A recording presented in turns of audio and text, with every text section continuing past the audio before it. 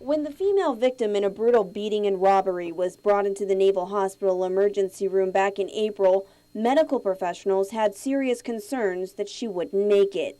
Navy surgeon Dr. Rob Benfield testified today that a large pool of blood in the center of the brain that showed up on a CT scan was indicative of just how much force had been applied to the victim's face and head. Benfield said the woman was unable to communicate and had to be placed in a chemically induced coma to decrease her agitation and lessen the pressure in her brain. The surgeon said the fact that the victim was an active endurance athlete contributed to her survival. Once an avid ultra-marathon runner, the victim now limps as she walks and undergoes 6 hours of physical, occupational, and speech therapy every day in San Diego, California. She still has no movement in her right arm and is hoping she will be able to run again one day. While she doesn't remember the robbery or the beating, the victim said she does remember waking up in the hospital and being unable to speak coherently or move the right side of her body.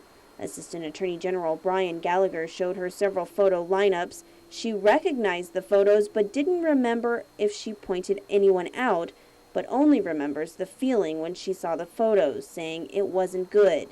The exhibit she was shown had scribbling next to 2 of the photos, but she couldn't remember if she had made those markings. Her husband Samuel testified about that horrific night in April.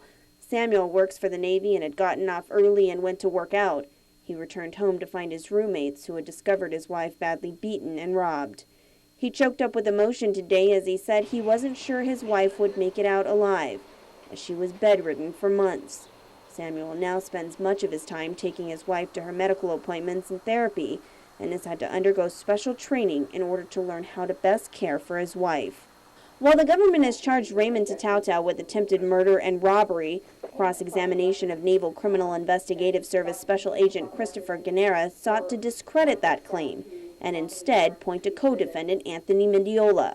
Defense attorney Sam Tecker asked Guinera if he was aware that Mendiola and 2 others admitted to going up to the same home on Ocean View Drive that same night.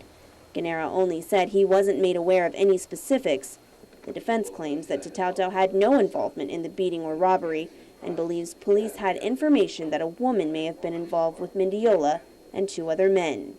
Reporting for Guam's News Network, I'm Mindy Egan.